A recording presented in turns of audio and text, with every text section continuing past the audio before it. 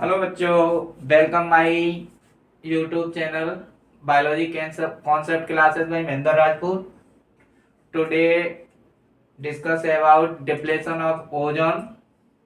इसके डिप्लेशन का कॉज क्या होता है, ओजोन लेयर हमें किस चीज से प्रोटेक्ट करती है, और अगर ये डिप्लेशन होता है ओजोन का तो हमारे ऊपर क्या इफेक्ट पड़ेगा, ये सारी चीजें डिस्कस करनी है। और इसका मेन कॉज क्या है डिप्लेशन का, वो भी डिस्कस करना है। और एक छोटा सा टॉपिक और है इसमें, गार्बेज मैनेजमेंट, उसको भी इसी में आज स्टडी करना है। तो इसके बाद ये चैप्टर आपका फिनिश हो जाएगा। तो स्टार्ट करते हैं। यहाँ देखो, जो आपका डिप्लेशन ऑफ ओजोन है, इस डिप्लेशन ऑफ ओजोन का सबसे मोस्ट जो आपका सबसे मोस्ट जो आपका डिप्लेशन का कॉज होता है, वो कॉज होता है भाई CFC, जिसका पूरा फुल फॉर्म होता है क्लोरोफ्लोरो कार्बन होता है, जिसे शॉर्ट में CFC बोला जाता है। और ये रिएक्टिव केमिकल होता है और डेडली, और ये नॉन पॉइजनस केमिकल होता है जो रेस्पॉन्सिबल होता है डिप्लेशन ऑफ ओजोन के लिए। क्लियर। अब देखो, यहाँ इसका जो CFC का यूज किया जाता है, जो आपके एयर कूलेंट वाले जितने भी घरों में यूज होते हैं, चाहे वो AC हो, चाहे आपका रेफ्रिजरेटर हो, उनसे ये बाहर निकलता है CFC। और CFC को फ्रीज कर दिया गया था 1986 पे, उसी लेवल पे प्रोडक्शन करना है। अब ओजोन लेयर का जो इम्पोर्टेंस होता है हमारे लिए, वो क्या होता है, जो आपकी UV रेज होती हैं, अल्ट्रा वायलेट रेज, जो लिविंग ऑर्गेनिज्म को डैमेज करती हैं। तो हमारे अंदर जेनेटिक मटेरियल होता है DNA, तो उसमें चेंज हो जाता है, और चेंज होने से म्यूटेशन प्रोड्यूस होता है या म्यूटेशन हो जाता है, जिसकी वजह से हमें स्किन कैंसर होता है। तो हमें ये प्रोटेक्ट करती है UV रे से। ये डिप्लेशन कैसे होता है, इसका इम्पोर्टेंस क्या होता है, ये डिस्कस कर लिया है। आई होप कि जो पढ़ाया है वो आपकी समझ में आया होगा। इसके बाद आपका जो लास्ट टॉपिक है चैप्टर का, वो है गार्बेज मैनेजमेंट। सबसे पहली चीज आती है कि गार्बेज क्या होता है, व्हाट इज गार्बेज। तो जितने भी घर होते हैं उनसे डेली जो आपका वेस्ट मटेरियल निकलता है, उसी वेस्ट मटेरियल को अपन बोलते हैं गार्बेज। और गार्बेज दो तरीके का होता है। गार्बेज दो टाइप्स का होता है, एक होता है आपका बायोडिग्रेडेबल और एक होता है आपका नॉन बायोडिग्रेडेबल। तो नॉन बायोडिग्रेडेबल और बायोडिग्रेडेबल, इनमें डिफरेंस क्या होता है। तो ऐसे वेस्ट होते हैं जो माइक्रोब्स के एक्टिविटी से सिंपलर सबस्टेंस में कन्वर्ट हो जाते हैं, उनको बोलते हैं अपन बायोडिग्रेडेबल। लाइक आपका वेजिटेबल पील्स होते हैं, फ्लावर्स होते हैं, लीव्स होती हैं, और जो वेजिटेबल्स होती हैं वो, ये सब कौन से होते हैं आपके बायोडिग्रेडेबल। और ये एनवायरनमेंट के लिए नॉन पॉल्यूट होते हैं, ये पॉल्यूशन थोड़ा बहुत ही फैलाते हैं।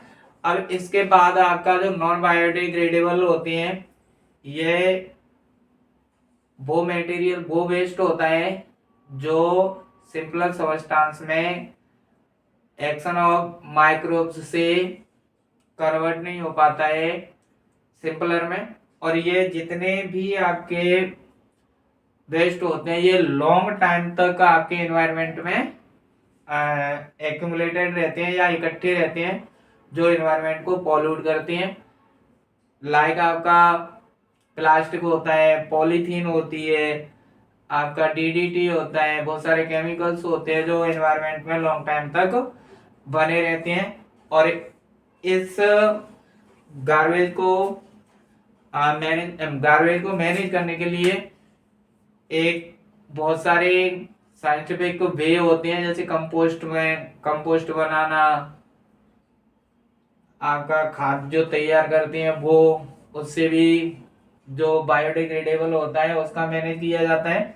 लेकिन एक स्पेशल जो प्रेजेंट टाइम में चल रहा है वो है आपका सीवेज ट्रीटमेंट, और सीवेज ट्रीटमेंट को बोलते हैं अपन एसटीपी बोलते हैं। अब इसमें क्या होता है, जो ऑर्गेनिक मटेरियल होता है, जो वेस्ट वेस्ट वाटर जाता है, उसके साथ में बहुत सारे आपके मटेरियल भी जाता है, तो वो ऑर्गेनिक मटेरियल है वो यहाँ फिल्टर हो जाता है।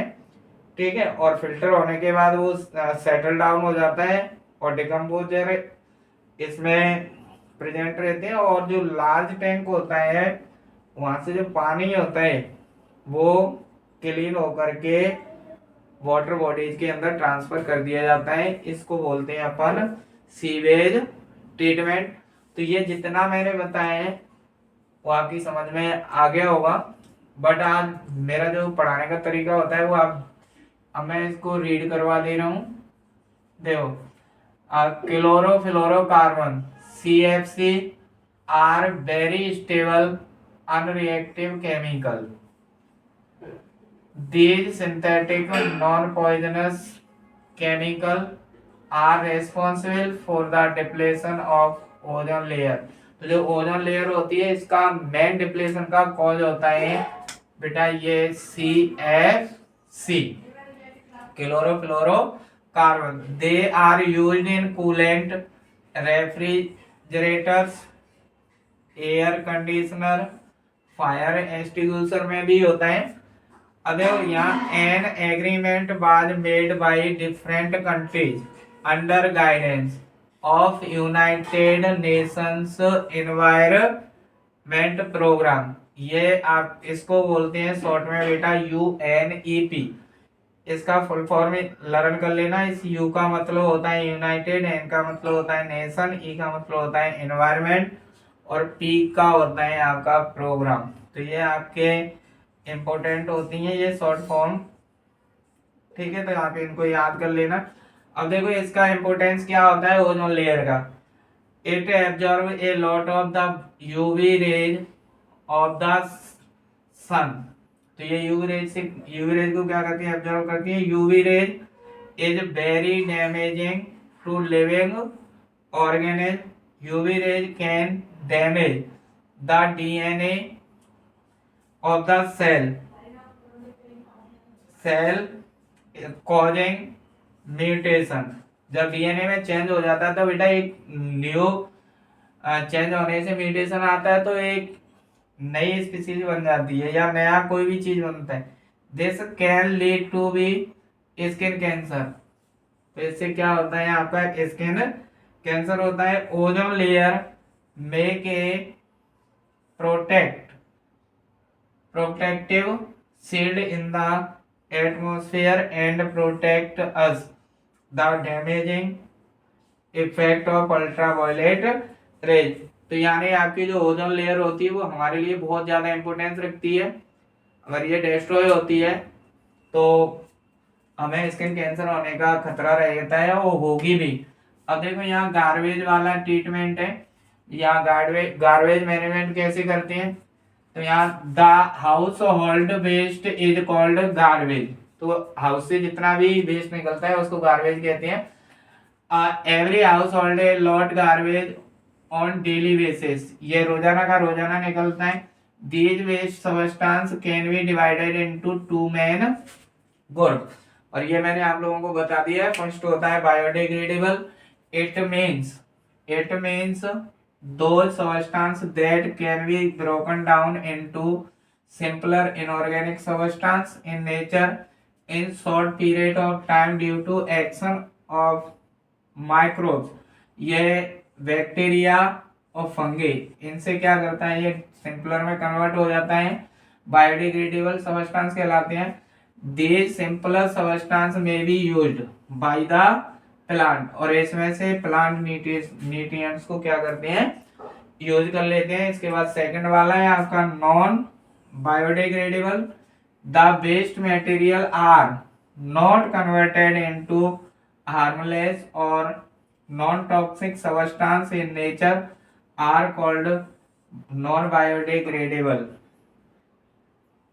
The sewage, these wastes are the real pollutant of the environment as they keep on accumulating in the environment, like आपका प्लास्टिक, DDT, पॉलीथीन, ये सब किसके एग्जाम्पल हैं आपके नॉन बायोडिग्रेडेबल के। और ये मैनेजमेंट के लिए आपका दे रखा है sewage treatment. Sewage is a carried over to sewage treatment plant, जिसको अपन शॉर्ट में क्या बोलते हैं, STP।